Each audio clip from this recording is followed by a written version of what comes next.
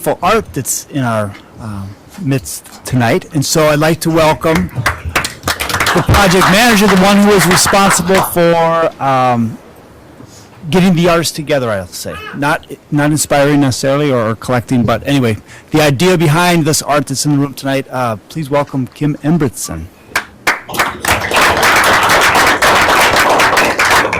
Well, Mayor and council members, I want to first of all thank you for being the sponsor for this.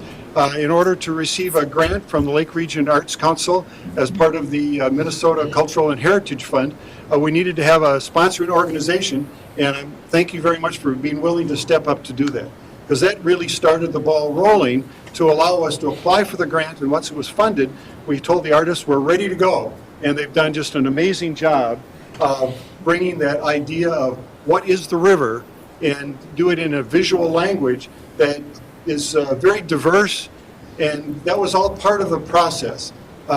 We've really been inspired by the work that the city has been doing to help bring trails and places for people to experience the river in town, and that was one of the inspirations of bringing art to this, also to help people rediscover the river. So when we always think about artists as transformational creative leaders in our community, that they bring often a different vision than most of us in how to think about things. And so the grant really was that idea of using that transformational leadership to help bring people back to the river so that they become a chance to experience it, learn how the healing process that the river can bring to them, and also to help them really care for the river so that this precious asset that we have here will be here for many generations to come. So thank you for being willing to start that out. As you look at the displays and read some of the stories, it's kind of amazing how people interpret it, because certainly they thought of it as a physical space with plants and animals and water and buildings along the shore of it, but they've also taken kind of that secular approach. It's a place of economic dynamism. It's a place that we can go to physically walk along, but they've also taken the point of view that it's also a sacred place, that the river has some deep spiritual meanings, and it's represented in some of the other pieces talking about the lifeblood of our earth. And that's sort of a different meaning than I normally think of in a river. So it's great to have that insight that artists bring to it. And they also talk about this kind of the healing quality of the river, that by walking, being in nature's environment, to be able to sort of have that mental and spiritual renewal that a river environment can bring is really needed now, especially in the time of the pandemic when we've been isolated from each other, but we can get out and walk and still find places of both physical and mental healing. And a lot of the artists referred to that image in their pieces. So this great diversity helps us start to think about the river in a different way. Aldo Leopold, who talks about this same process in his seminal book on ecology, the Sand County Almanac, and I quote, "When we see land as a community to which we belong, we may begin to use it with love and respect." So the River Edge Project will democratize art also. The idea is that we will take the art, scatter it throughout businesses in the downtown area, so that when people are doing their normal shopping or going through places downtown, they will encounter art that they wouldn't expect. So it'll be a surprise to them. And in that way, they may not go to a gallery or they may not go to a place of, where art is being displayed permanently, but certainly they'll experience it in unexpected ways. And when they do that, everybody has some kind of a story about water. Whether it's a lake or a river or some experience in their lifetime. And we're going to invite people at each of those locations, as we have here, on the table here and the table in the entryway, we do have cards for you to write down your own story of the river. The river is. How would you complete that sentence? The artists have done it visually and then also in words, and so we're inviting people throughout the community to do that too. And as you think about that, you may just take an extra step and go see a place on the river. Get out of your car and walk near the river. I lived in town for 2 years before I realized where the falls were located, because I was driving in my car going across bridges, and when you're in a car, you really shouldn't be looking at the river anyway. But somebody said, well, let's go to the river walk. We walked along the river and was amazed at how we can experience it here in the town. But at that time, the buckthorn was still pretty tall and there was other obstructions, but that's been improved. The river now is much more accessible, and we want to get people to come and enjoy that. It was amazing when I started talking to businesses about whether they would host art. Everybody was enthusiastic about that, just the way the artists were about producing the art. And so we were able to quickly find places up and down Main Street, places that are along the river, and so we'll be distributing that. Jess Dorkison is the person who is the curator at the Cadets, but she's working on this grant to be able to distribute that. So you'll encounter that in different places. We did have Jesse Thorsted create some maps for the people that like physical maps. We actually have these. But you can also get a map on the internet through a QR code which will be posted with each of the places. So you'll be able to find it on your phone, do interactive searches with that, and be able to discover all the art. Or you may just randomly come across it while you're doing your normal business in town. And that's what we hope for. That art is just a normal part of our life, but it inspires us to take some action. Like the river environment, this project has a lot of moving parts. There's artists, there's business owners, city council members, staff that are helping us, curators, social media people, and a large swath of the general public will interact by filling in one of these cards. We also have the communities of people that stretch across 3 counties, because once the art is displayed in Fergus Falls, it'll be gathered in October and taken over to Breckenridge, a river city, and displayed in the library there as one collection. And after that, it'll be taken up to Moorhead and displayed at the Moorhead Library. And then finally in December, all the art will come back to Fergus Falls in one place and will be at the Fergus Falls Library in time for Over the River celebration. And at that point, the city will actually be the owner of it, and we'll get a chance to discuss at that time to see, so now where does the art flow? Does it stay here as a permanent collection? Does it go to the library and be checked out so people can have it in their homes? Or does it continue to flow through other river cities throughout our region? That's yet to be decided. But I want to thank you very much for helping do this.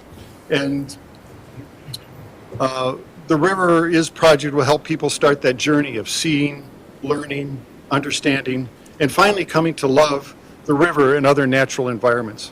Aldo Leopold predicted, quote, "Our ability to perceive quality in nature begins, as in art, with the pretty.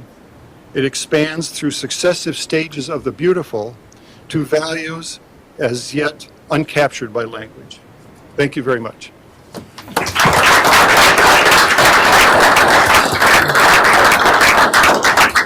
Well, thank you, Kim. Thanks to Lake Region Arts Council, the Cadets, the local businesses, and of course, the artists. This is an exciting project, and I'm glad that the art will ultimately come back here. It occurred to me that there are some artists here today. Yep. So if the artists who do have some of their art displayed, we didn't get name tags for you, but if you'd be willing to at least stand so people can see, match your picture to your face here. So we've got a few artists that are here today. So.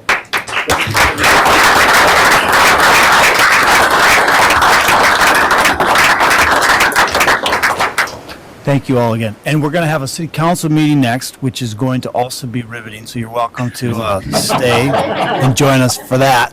And to get that started, we're going to call on Pastor Kate Bruns to lead us in our invocation.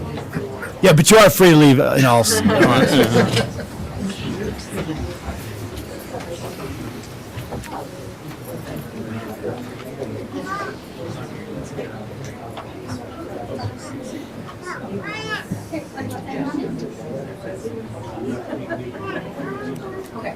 Had I only known, wow, it's amazing.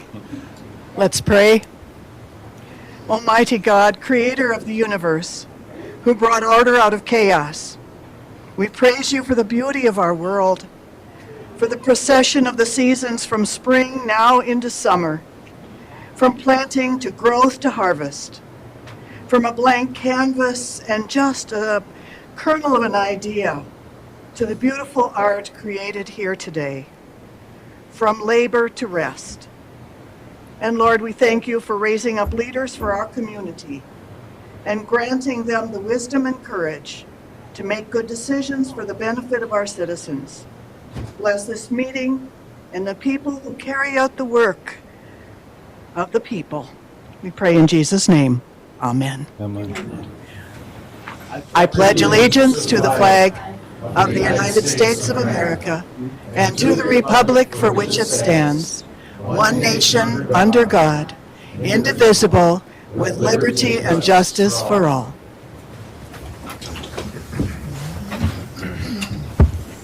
Thank you, Pastor Bruns. Good evening, everyone. It is 5:40, June 21st, 2022, and we'll call this meeting of the Fergus Falls City Council to order. Roll call, please. Hicks. Here. Fish. Here. Schaefer is absent. Fleming. Here. Hooper. Here. Thompson is also absent, as is Arneson. And Gustafson. Here. We have a quorum. Barely, but we have a quorum. First item on the agenda is approval of the agenda, and we'll call on our city administrator, Andrew Bremstaff. Yeah, thank you, Your Honor. Council members, good evening. I do have one minor tweak to the agenda. Item H2, which was a resolution discontinuing the local option sales tax. That'll be a motion directing the city attorney to draft an ordinance to discontinue the local option sales tax. Bill will give us information related to that when we get there this evening. Okay. So that'll be a motion directing the city attorney. God. Yep. Other than that, Move we approve. thank you, Jim. I'll second. Thank you, Caroline. All in favor of that motion, say aye. Aye. Opposed, same sign. That motion carries. Under public hearings tonight, we have two public hearings. First is related to MS4 stormwater management, and we'll call on our city engineer, Brian Yavaro. Good evening, Brian. Thank you. Good evening, Your Honor, and members of the council. Yes, today is a public hearing for our MS4 program. This is a requirement that we have an annual meeting in regards to this program. We do have a PowerPoint presentation. I'm not going to go through it verbatim. I just want to point out a few of the discussion points prior to opening up the public hearing for this. So if we can switch to the first slide, just want to go over some of the history. You know, this program, the Federal Water Pollution Control Act of 1948, was the first major U.S. law to address water pollution. Growing public awareness and concern for controlling water polluted led to sweeping amendments in 1972. As amended, this became what we refer to as the Clean Water Act. I just important to note that this is MS4 stormwater program is not initiated by the city of Fergus Falls, but rather mandated from all the way from the federal government to the state government, to the state level. Now, if we move to the second slide, please. As mentioned, the MPCA administers the Federal Clean Water Act through the NPDES, National Pollution Discharge Elimination System. This is permitted to all the communities, more so communities over 10,000. We just recently had a new permit that was issued on November 16th, 2020, and we have an expiration of November 15th, 2025, generally a 5-year renewal of this permit. So, common question is, what is an MS4? MS4 is a municipal separate storm sewer system, acronym MS4. It's considered, I look at, as a conveyance system of conveyances of roads, drainage ditches, municipal streets, catch basins, curbs, curb and gutter ditches, man-made channels, storm drains, everything. So it's a very holistic, basically when a droplet hits the wall, how it's conveyed through all of our systems and enters either the river that we were just referring to, or even wetlands or natural water bodies. But this is mandated, mentioned for communities over 10,000 people, because it's a publicly owned operation. So all the conveyance systems located within the city of Fergus Falls. So as applicants, under the general permit, we must submit a SWIP document when seeking coverage under the general permit. SWIP being Stormwater Pollution Prevention Plan document. Components, the general SWIP is derived into about, the framework is about six counterparts, and I'm just going to go through those basically. They're called Minimal Control Measures, MCM. So we have MCM1, which is Public Education and Outreach. A component of what we're doing right now for this public meeting is considered part of MCM1. We have MCM2, Public Participation and Involvement. MCM3, Illicit Discharge Detection and Elimination. MCM4, Construction Site Stormwater Runoff Control. This is an aspect where our staff spends lots of time.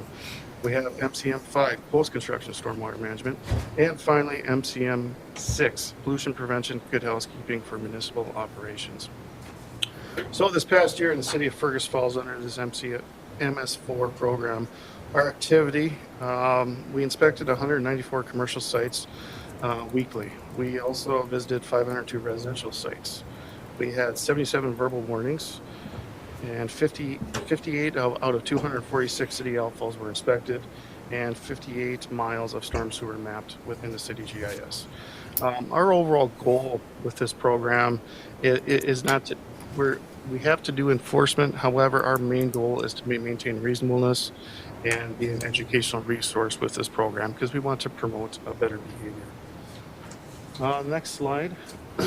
Some things that are coming down other than growing inspection and administration by the MPCA. Currently, our general permit's $400. The MPCA is looking to increase that to $4,000 per year. That's not only for our community, but communities throughout the state. So those are things that always have discussions as we move forward.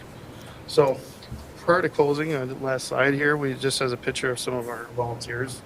I just want to note Matt Harrington is our MS4 manager. He does have assistants, Devin Rieger as well. And I just want to note that we are in the process of doing our MS4 audit. We just had a meeting, 4-hour meeting with the MPCA last week. I think it's going quite well. All the questions were answered, but it's an ongoing thing. But I just want to really commend them on the work staff has done with us thus far.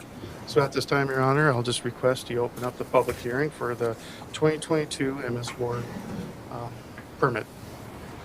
Thank you, Brian. And we will do that at this time. Anyone wishing to speak to the City of Fergus Falls Stormwater Management MS4 permit, please step to the lectern at this time.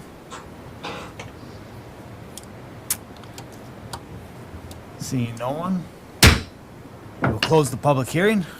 And I don't believe there's any action that needs to be taken. We just need to make sure that we hold the public hearing. So with that, thank you, Brian, for that information. Ben, can I ask a question? Please do, Scott. Brian, do we have any way to have a reply to the state or the federal regarding their proposed increase from $400 to $4,000 per year on the permit? Or is that just mandated like everything else and we don't have a choice? Yes, Your Honor, Councilmember Kwame. Yeah, we're part of the Greater Minnesota Stormwater Coalition. It's a part of a group. That's kind of our network that we do use in response to all the growing amendments through the new issuance of the general permit. That has been noted by a lot of communities and everything. And of course, as members of that coalition, that we share the same. And we'll be noting that too as well with the increased fees. But to be honest with you, there's a lot of other things that they got in makings with the new general permit reissuance coming down. So I guess I wouldn't be surprised to see fees increase over a 5-year window. But this seems like a pretty substantial increase that's worth at least pushing back on if we can.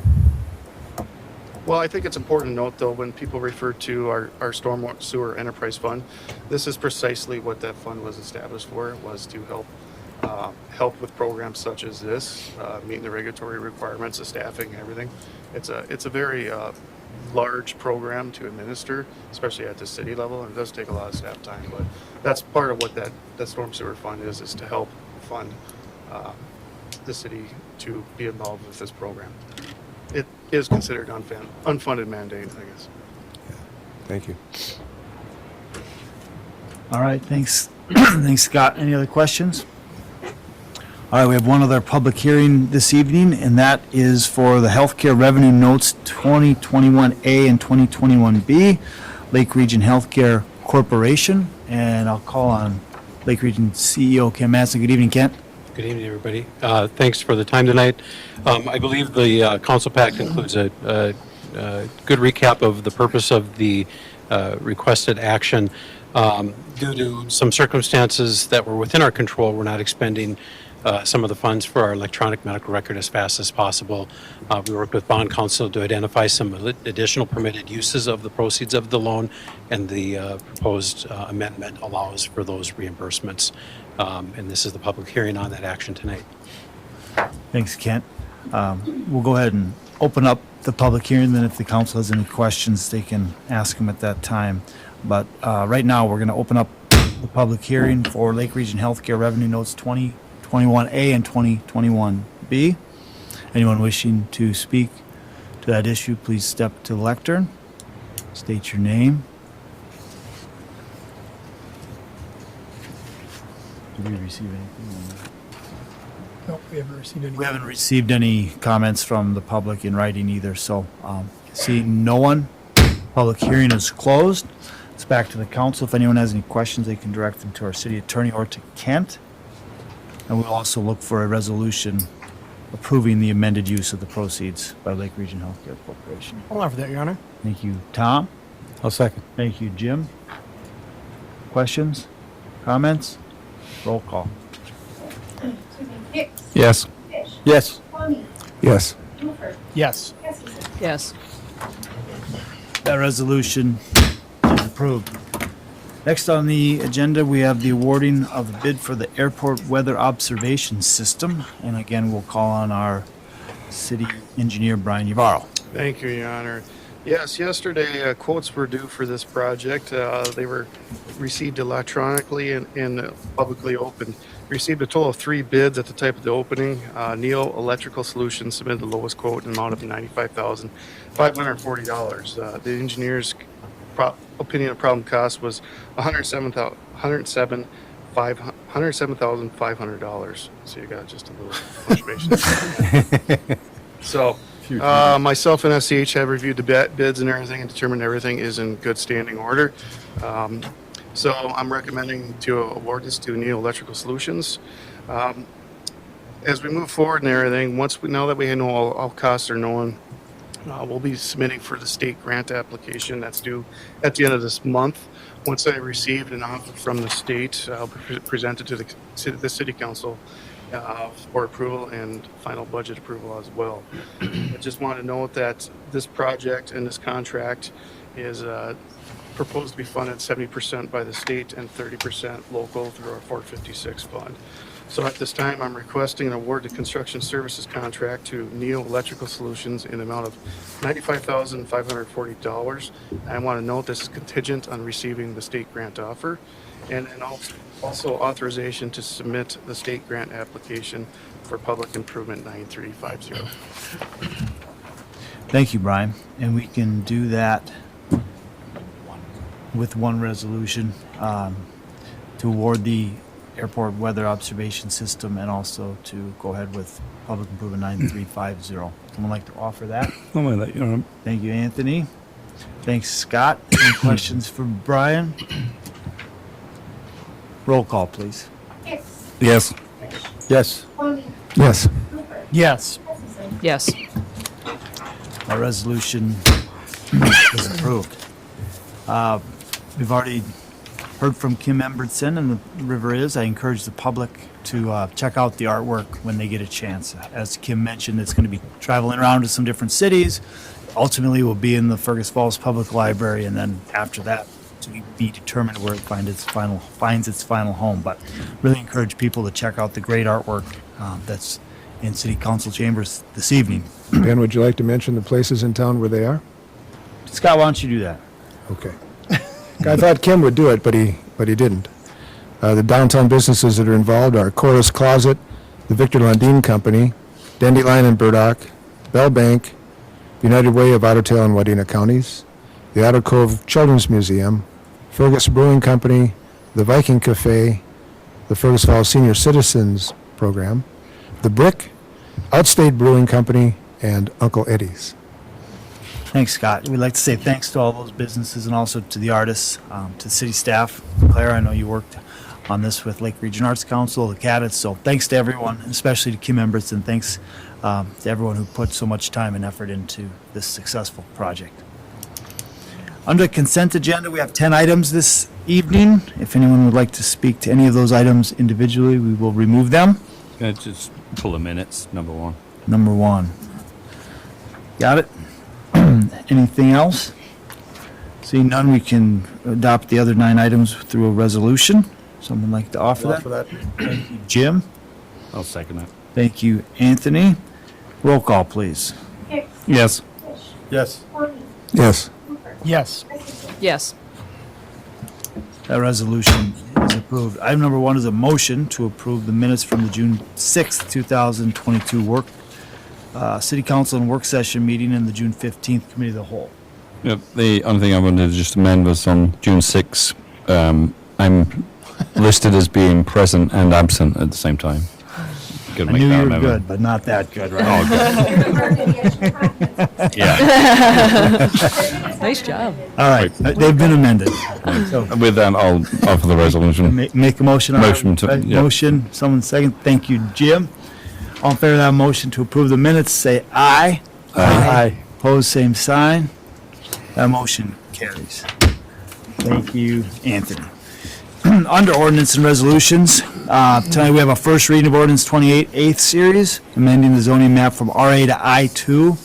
From RA and I2 to R4 at 301 South Bew Street as requested by the Fergus Falls Port Authority. We just need someone to introduce that this evening. I'll introduce it, Your Honor. Thank you, Jim. We also have a motion to discontinue the local option sales tax as of September 30th, 2022, and we'll call on our Finance Director, Bill Sommer. Good evening, Bill. Good evening. Thank you, Your Honor and Council. It is time to think about pulling the sales tax back off. As you recall, back in 2016, we had the voters of Fergus Falls approve the local option sales tax of 0.5% for the Fergus Falls Public Library. We're actually able to stop that sales tax in advance of the bonds being paid off. We will have accumulated enough resources to pay off those bonds that are due in December of '23. So as I calculate, we're just about there right now through the April collections. We have like 95,000 yet to collect, which we'll certainly collect by September. Department of Revenue needs 90 days notice, and that's why bringing that before you tonight. Any excess we may have at that time then would go to the general fund. After we've paid all the costs, we put a little bit of reserve in there for if there's any refunds due of sales tax. So asking you to simply direct the city attorney to draft an ordinance rescinding the local option sales tax. Thank you, Bill. And we can have a motion directing our city attorney. Make that, Your Honor. Thank you, Anthony. I'll second. Thank you, Caroline. Any questions for Bill? All in favor of that motion, say aye. Aye. Opposed, same sign. That motion carries. Thank you, Bill. Item number 3 is a resolution approving the authorization for the issuance of general obligation tax increment revenue bonds, Series 2022A, for the Campus View Development Project. And we have Doug Green, it looks like, on Zoom with us this evening. Good evening, Doug and Bill. Yeah, I'll just kick it off a little bit. If you recall, the project we're talking about is the infrastructure project, putting in the streets, the sewer, the water, the storm water, up on the Campus View addition. So we'll have Doug go through the bond structure for this. But as you recall, the entire goal of this was to have a tax increment district capture those increased values from this new construction that wouldn't have happened but for this project. So we capture that new value, and then in place of the special assessments, then we have levied special assessments for the payment of these bonds, but we would replace those assessments with the tax increment when it's collected. Now, if there's not enough tax increment at some point, then we would send out assessment bills. We're certainly hoping not to do that. And one thing I will want to point out is there's a couple early years, certainly as we've been marching through, interest rates have started to go up. I know Doug will talk about that, so I will stop here shortly. But we have a couple years in the beginning where we'll have to see when we actually collect the revenue and make the bond payments, if we need to do any assessment bills or if we do a short interfund loan, since it would work out over the life of this. We'll evaluate that when we get to that point. I'll stop there and let Doug tell us about the structure. Good evening, Doug.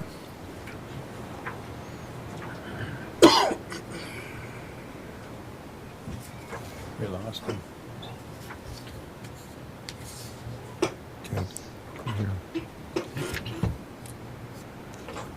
Doug, are you muted? No.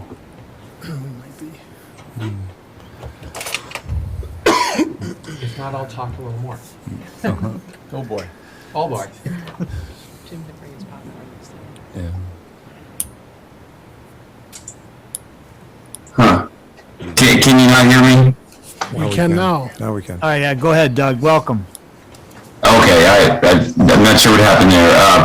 Mr. Mayor, members of the council, good evening.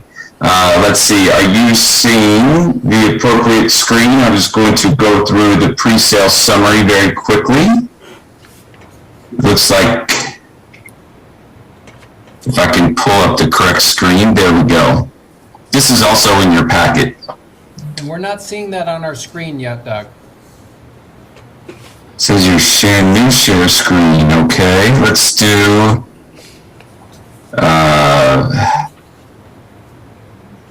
How about now? No? Yep. We have You're it. good, Doug. Okay, thank you. Well, so the purpose of this is to just authorize the sale. This is not something that's required by statute. It's just a good practice to make sure that we're all on the same page, to know that we are moving forward with the issuance of bonds. I know that there's been a whole lot of work put into this project, as there always is with oftentimes with these housing projects, especially in greater Minnesota. They're tough to come by, so I know a lot of work has gone into this. And they're fun, I guess, fun in quotes, because it's a little different structuring. It's not your typical street project where we're just doing level debt service each year, and we know exactly how the revenues are going to come in. So Bill did mention the interest rate environment, and I know everyone's hearing a lot about it, so I'll spend a little time on it. The first thing I will mention is that these are taxable bonds, and that's just because of federal IRS rules. This is for a private development, so they do have to be taxable. And what that means is that the interest earnings on them is the investors pay taxes. That means it's a slightly higher interest rate, and that depends on the market at the time. But in general, we can say it's about 1% higher than the city would normally pay. And the graph that you have in front of you here is what we call the bond buyer index. It's one of the main municipal bond indices. It's very similar to to the Dow Jones for the stock market. Dow Jones is an index. It's a number. It really doesn't mean much. We just know it indicates the general direction of the stock market. You can look at this as the same thing. The black line is general obligation bonds, and then the green line is revenue bonds. But again, it shows the general level of the municipal market over the past 5 years. And as you well know, beginning at really at the first of the year, with the inflation numbers coming out of 8-9% year over year, that's going to have an impact on interest rates. And you can see that there to the right of the curve. But we really are just back up to those 2018 levels. So while we enjoyed, at least from a borrowing perspective, to historically low years, we're really just kind of back to where we were about 4 years ago. It certainly feels high, and especially selling taxable bonds. So I will move through this and not go over the details of it. It just goes into detail about the bond issuance and go right to the sources and uses of funds. We need to raise about $1.5 million to fund construction. We need to include the first few interest payments in that, and then we have our estimated financing costs, and then we also expect to receive a premium in the bid. All that ties together to issue bonds of $1,670,000. Ultimately, when we sell the bonds, this premium will change. This discount will change a little bit, so this number will be slightly different, but it will certainly be in this ballpark. At the end of the day, we'll still raise about $1.5 million to fund this construction project. And I'll just go to the debt service page. As you see here, this is not your typical amortization schedule when we're issuing bonds for for a street project. We have to wait until the TIF revenue comes online to start to pay the debt service. And so by law, we can only capitalize 3 years of interest. And you can see that here, that's CIF, Capitalized Interest Fund. And so we start paying, our first interest payment is actually in August of 23. That is included in the 70,000 number for this interest payment. And then we push off principal out to 29. And the TIF district, we have the authority to keep that open all the way to 2049. The way the TIF revenue comes in, we believe we're going to be able to pay it off a year early. Of course, we really don't know how this TIF revenue is actually going to come in. Hopefully it'll come in sooner, and hopefully it'll come in higher with appreciation in the values of the homes.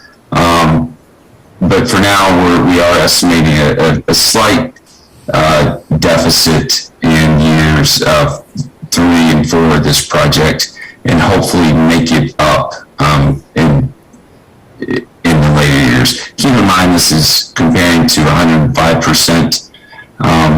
So there is some cushion in there. And as I mentioned earlier, there's no appreciation in the home values over time, just to be extra conservative. So hopefully we don't have those deficits. If we do, they're likely to be a little bit smaller, and we will make it up over time.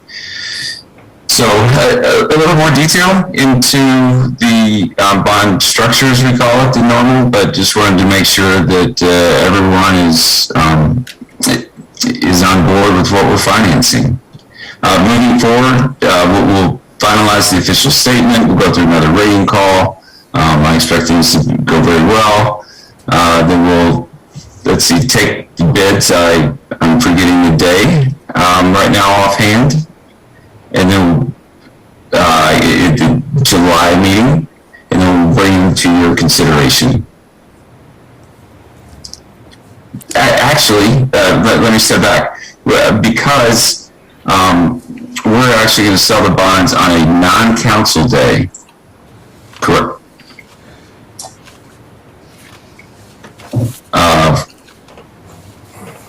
We're actually, the regular council day is July 18th, correct? And the reason why we chose not to sell on that day is because just a simple supply and demand. There's a lot of bond sales in the market that day. And so we'll be competing against a lot of different sales. We just wait a day, and there's far fewer sales. And so you can simply just get better pricing, obviously, with smaller supply in the market. And so what we'll do is allow the mayor, city administrator, and finance director to accept the bids based off maximum par amount and interest rate. And that technically gets the bond sold, and then we'll bring a resolution to the full council at the July 27th meeting. And with that, I'd be happy to take any questions. Yeah, thanks, Doug, for walking us through it. Does anyone have any questions for Doug based on the information?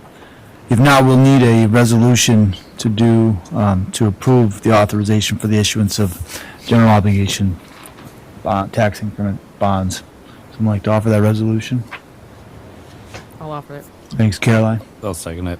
Thank you, Anthony. Thank you, Doug. Roll call, please. Thank you very much. Hicks, Yes. Fish, Yes. Tony, Yes. Hooper, Yes. Gustafson. Yes.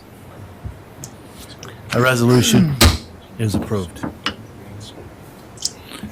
All right, item number 4 is a resolution approving the creation of a communications specialist position within the City Administration Department. And I'll call on our City Administrator, Andrew Brumseth. Thank you, Your Honor. Council members, I'm going to kick us off, and then I'll toss it over to our Human Resources Director, Mike Hartwell, to talk about some of the wage implications and the job description. But as some of you may know, this is a topic that we've discussed for the last several years, and it has not made it through the Tax Levy Committee process thus far. At a recent meeting of the council, this topic came up again, and it seemed pretty evident that there was a desire of the city council to explore this. So we've done some work to put numbers together and look at what this may entail, and wanted to put that before you this evening and see if this is the direction you want to go. I do see a lot of benefits to moving in this direction for the city. Not only internal communications and council communications, but having a dedicated person that does outreach and communication on a full-time basis, which we don't currently have, will allow the citizenry and the public to be more informed and more engaged in the city government process, which I think we all would argue is the most important function of the work that we do. We currently have staff doing this on top of many other duties and not giving it the time and attention that it deserves. And I guess that's me saying we just don't have the capacity existing today to do this any better than we're doing it today. What I envision and what folks that I've talked to envision in this position is somebody that reaches multiple mediums more so than we do today, potentially informing and engaging residents and people that we don't currently reach, which I think is always a good goal. So if the council wants to move in this direction, you would approve the creation of this position. We don't do this often, obviously. I don't think we can recall the last time we added a full-time position. We've done a lot more cutting. But the council needs to approve the creation of the position, and then Mike and I will go forward with the hiring process to get somebody in this role. As I mentioned in the memo, the goal is to have somebody start around September 1st if we move in this direction. So the wage would come out of this year's fund balance. This year would come out of fund balance, and then it would go through the tax levy process again to be included in the 2023 budget. So I'll toss it over to Mike, and he can talk about how he landed on the wage and answer any questions you may have about the position. Good evening. We took this position and the job description that we created and sent it out to Fox Lawson, who did the actual DBM rating review on it, and that position came back as a C42, which really has a range currently of about 65,000 to 88,000. We're looking to source this person somewhere in that midpoint between that range. So the impact for 2022, if this were to be approved, would be $30,000 or $37,000 that would come from the fund balance, and then we would budget in 2023 114,517, which would be the actual tax levy adjustment to cover that position. That would be wages and full city benefits for that total price. The working budget also, we would allocate $50,000 for that person to have a budget to work from to basically handle all the various media demands and various sourcing that we would need for that position to be successful. I'll add a couple things too, Your Honor. Thank you, Mike. Thanks, Mike. Claire and I have had a few discussions with some folks in the industry locally to Fergus Falls, and have gotten some guidance based on that wage being an appropriate range. But also I've talked with other industry experts more in the content creation side, and that's where this $50,000 number is coming from. That's what they determined would be a good, robust strategy for somebody to be able to employ in a year. So there's a little bit of rationale behind that number, but of course we would hone in on what that may look like more as we get a better understanding. Just one more comment I want to make. I thought it was kind of interesting. Last week we kicked off our strategic planning work groups, and in two of the work groups where we had the most attendance, the topic of communications became part of the discussion. And I thought that was funny. And the feedback was really, how do we better engage the community? How do we get to a point where people aren't saying, I never heard about that, or I never knew what that was, or what are you talking about? And, or, why is the city doing X, Y, and Z? And, I'm not sure that this person is going to come in on day one and be able to have all the answers and create that, but they're going to create a strategy and execute on that strategy on how to try to do better with those things and reach those people. So that's really the proposal before you. If the council wants to move in this direction, again, the action this evening is a resolution approving this position, and then Mike and I will run with it from here. Thanks, Andrew. Thanks, Mike. Tom? I will offer that resolution, and then I have comments. Thank you. Tom? Someone like the second? I'll second. Caroline? Okay, thank you. Caroline, go ahead, Tom. I fully support the creation of this position. I think it's a fantastic idea. It's going to give, it's going to make our staff's jobs easier, because we're going to have a person that's got a dedicated focus on that task of communication versus spreading it out over a couple of different people. Them taking the time, and of course, nothing against the job that the staff is doing now, because with everything else on their plate, the appropriate people, I think, are doing the best they can. But this is going to keep our citizens a lot more informed and up to date on what's going on. It's going to help the city get our message out before folks on social media make up their own narrative on what's going on, and before rumors get started. We're going to have somebody who's in the loop right there, ready and informed to address those, concerns as they come up. I think it's going to make our lives easier as council members. I think it's a great idea. It's long overdue, and I fully support it. Thanks, Tom. You want to Jim, Where will their office be?